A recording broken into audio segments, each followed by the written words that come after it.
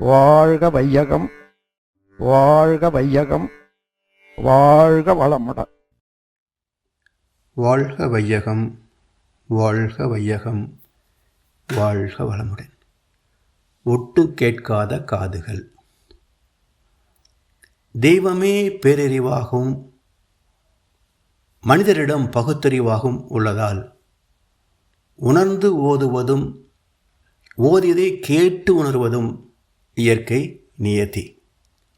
மொழி வழியாக பெறுகின்ற உணர்வு பரிமாற்றத்தில் ஐயங்கள் வரலாம்.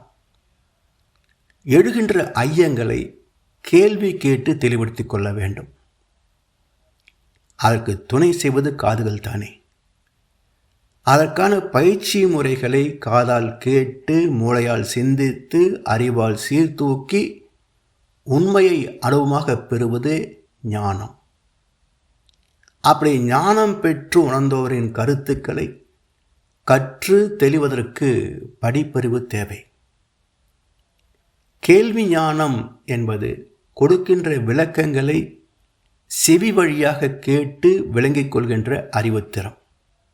இதற்கு படிப்பறிவு தேவையில்லை, மொழி அறிவு இருந்தாலே போதும். மேலும் முயன்று மொழிக்கு உட்பொருளான உணர்வையும் அடையலாம். அதனால் நல்ல கருத்துக்களை கேட்பதிலே நாட்டம் இருக்க வேண்டும். செல்வத்துள் செல்வம் செவிச்செல்வம், அச்செல்வம் செல்வத்துள் எல்லாம் தலை என்று சிறப்பிக்கின்றார் வள்ளுவ பெருந்தகை. வசதியாக வாழ்வதற்கு உதவுகின்ற செல்வத்தை அறிவையும் உடல் உழைப்பையும் கொண்டு ஈட்டிவிடலாம். அதை கொண்டு நம்மால் உற்பத்தி செய்ய முடியாத மற்ற பொருட்களை, வசதிகளை, மற்ற உழைப்பால் வந்த பொருட்களை வாங்கி தூக்கின்ற போது துன்பம் வராது இருக்க அருட்செல்வம் தேவை. அந்த அருட்செல்வத்தை பெறக்கூடிய வகைகளில் ஒன்று கேள்வி ஞானம் என்ற செவிச்செல்வம் செல்வங்களுள் சிறப்பானது. அதனால் இந்த கேள்வி ஞானத்தை செவிக்கு உணவு இல்லாத பொழுது சிறிது வயிற்றுக்கும் ஈயப்படும் என்று இன்னொரு குறட்பாவிலே சிறப்பிக்கின்றார். செவிக்கு உணவு இல்லாத பொழுது சிறிது வயிற்றுக்கும் ஈயப்படும். இனிமையாகவும் இன்பமாகவும் வாழ தத்துவத்தையும் சான்றோர் வாக்குகளையும் அடிக்கடி கேட்க வேண்டும். அப்படி கேட்பதற்குரிய செய்தி இல்லாத போது சிறிது வயிற்றுக்கும் கொடுக்கலாம் என்பது பொதுவான கருத்து. ஆனால் இப்போ 24 மணி நேர உபன்யாசம் நிகழ்கின்றது என்று வைத்துக்கொள்வோமே. அப்போது கேட்கின்ற ரசிகர்கள் 24 மணி நேரம் அவங்க உட்காருவார்களா? அவங்க பேசிகிட்டு இருக்கட்டும், நான் போய் சாப்பிட்டு வந்துடலாம் என்று போய்விடுவார்கள் அல்லவா? அப்போ வள்ளுவர் சொன்னதின் உட்பொருள் என்ன? செவிக்கு உணவு இல்லாத பொழுது சிறிது வயிற்றுக்கும் ஈயப்படும் என்றால் சரியான கருத்து என்ன? இப்போது ஒரு கருத்து நமக்கு சரியாக பிடிபடவில்லை என்றால், அவர் இன்னும் சொன்னாருங்க, அந்த விஷயத்தை என்னால் ஜீர்ணிக்கவே முடியல என்று சொல்கிறோம் அல்லவா? விஷயத்தை எப்படி ஜீர்ணிக்க முடியும்? உணவை ஜீர்ணிக்கலாம், விஷயத்தை எப்படி ஜீர்ணிக்க முடியும்? இப்போ சிந்தித்து பார்க்கின்ற போது இந்த ஜீரணம் என்ற வார்த்தைக்கு பொதுவாக நம்ம என்ன புரிந்து கொள்ள வேண்டும்? செரிமானம் ஆவது.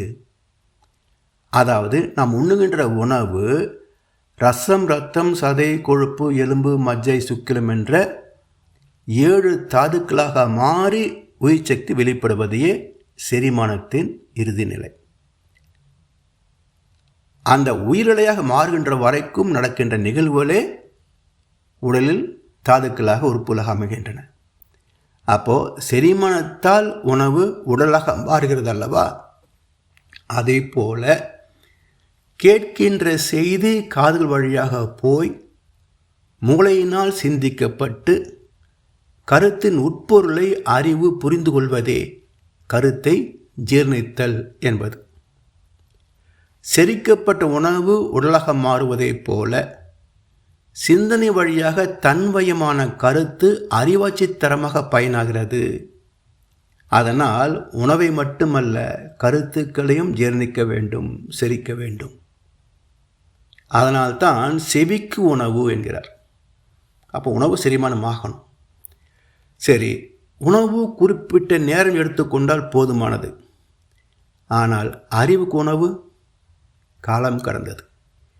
நாளும் ஒவ்வொரு பாடம் கூறும் காலம் தரும் பயிற்சி என்றார் கவிஞர் பட்டுக்கோட்டை கல்யாண சுந்தரம். நல்ல செய்தியை கேட்கிறோம், பார்க்கிறோம், படிக்கிறோம். இதுபோல் நாமும் நடக்க வேண்டும் என்பது பாடம். ஒரு கெட்ட செய்தியை கேட்கிறோம், படிக்கிறோம், பார்க்கிறோம். இதுபோல் நாம் செய்யக்கூடாது என்பது பாடம். இப்படி ஒவ்வொரு கணமும் பார்வையினால், செவியினால், பயிற்சிகளால் கற்றல் என்ற பண்பாடு தொடர்கிறது. அற்புதமான கருத்துள்ள நிகழ்ச்சியை தவறவிட்டு விட்டோம் என்றால் மறுபடியும் அது கிடைக்காமல் போகலாம். எனவே பசி இருந்தாலும் அதை கொஞ்சம் தள்ளி வைத்துவிட்டு கேள்வி ஞானத்தை தவறாது பயன்கொள்ள வேண்டும் என்பதே செவிக்கு உணவு இல்லாத பொழுது சிறிது வயிற்றுக்கும் ஈயப்படும்.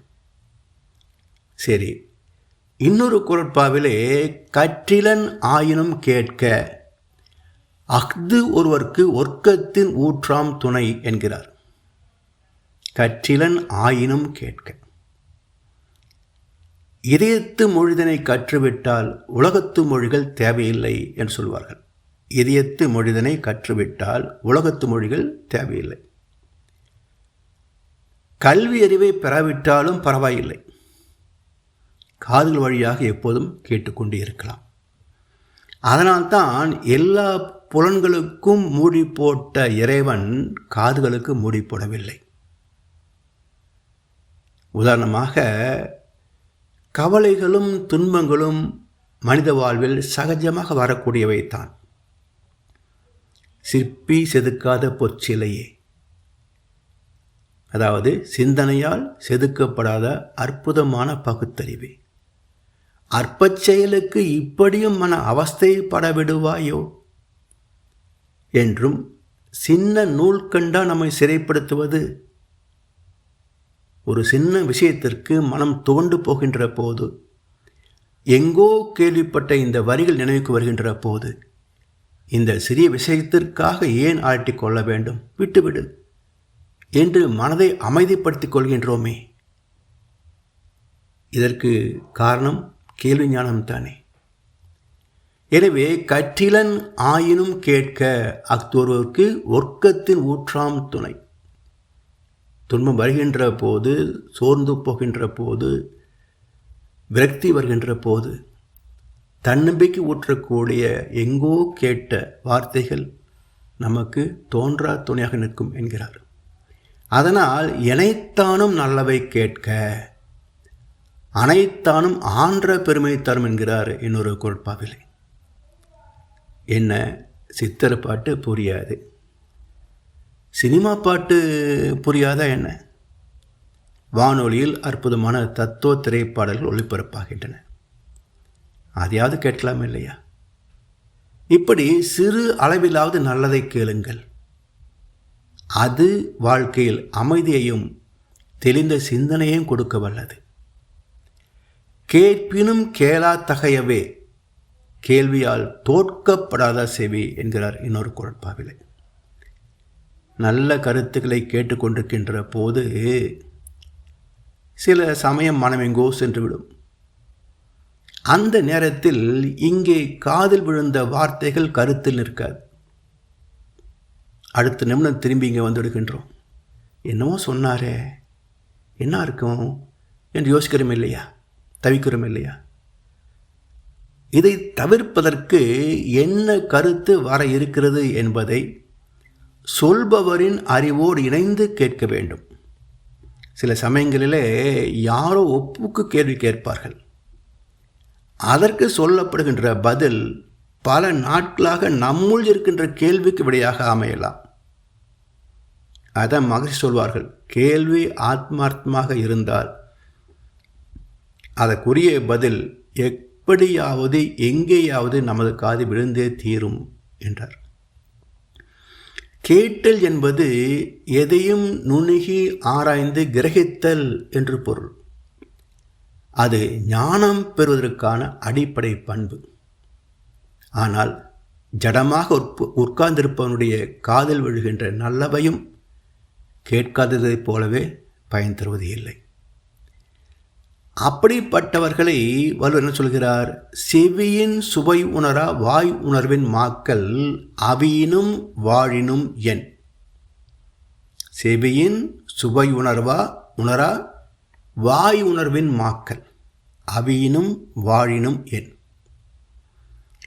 மகான்கள் எல்லா கருத்துக்களையும் கருணையோடு விளக்கினாலும் மிக முக்கியமான சில இடங்களில் நறுக்கான வார்த்தைகளை பிரயோகிப்பது உண்டு.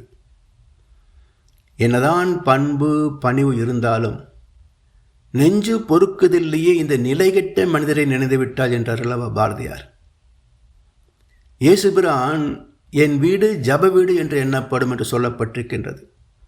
நீங்களோ அதை கள்ளர் குகை ஆக்கினீர்கள் என்று கூறி தேவாலயங்களில் வியாபாரம் செய்து கொண்டிருந்தவர்களை அடித்து துரைத்ததின் விளைவுதானே அவருக்கு ஏற்பட்ட எதிர்ப்பு. இப்படி மகான்கள் சொன்ன கருத்துக்களை படிக்க முடியவில்லை, மாற்றம் பெற முடியவில்லை என்றாலும் குறைந்தபட்சம் கேட்கலாம் அல்லவா? கேள்வி ஞானத்தால் பெற வேண்டிய சிறப்புகளை விட்டு வெந்ததை தின்று விதி முடிந்தால் போவது என்று வாழ்கிறார்களே. உண்டு உறங்கி தின்று திரிவம் பிறந்தோம் என்று மகர்ஷியும் கேட்டார்களே.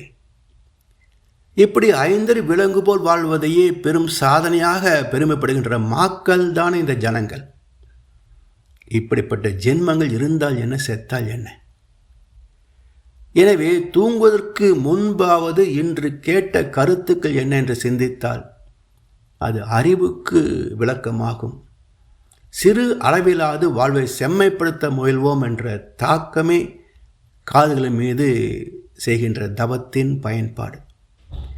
மனதுக்கு இதமளிக்கும் ஓசையான இசை என்ற அலை அதிர்வு உடல் செல்களை சாந்தப்படுத்தும். மேலும் மிக நுட்பமான ஓசையும் கேட்கும் திறம் பெருகும். பக்கத்து வீடுகளில் பேசுவதை கூட ஒட்டு கேட்கும் அளவுக்கு கேட்பு திறம் பெருகினாலும் அறிவு மேன்மை பெறுகிறது அல்லவா? அதனால் இது போன்ற தீயவற்றை மனம் நாட்டம் கொள்ளாது. அதுதான் ஒட்டு கேட்காத காதுகள். சரி, இதன் பிறகு ஆக்னி துரிய மையங்களில் தாமேற்றி நிறைய செய்ய வேண்டும் என்று மகர்ஷி அமைத்திருக்கின்றார். ஆக்னி புலன் சார்ந்த மயக்கத்தை கட்டுப்படுத்தும், துரியம் எண்ணங்களின் பிரதிபலிப்பை சீரமைக்கும். உணர்ப்புலன்கள் அடங்கி எண்ணமற்ற நிலையில் தவமாக மாறிவிடுவோம்.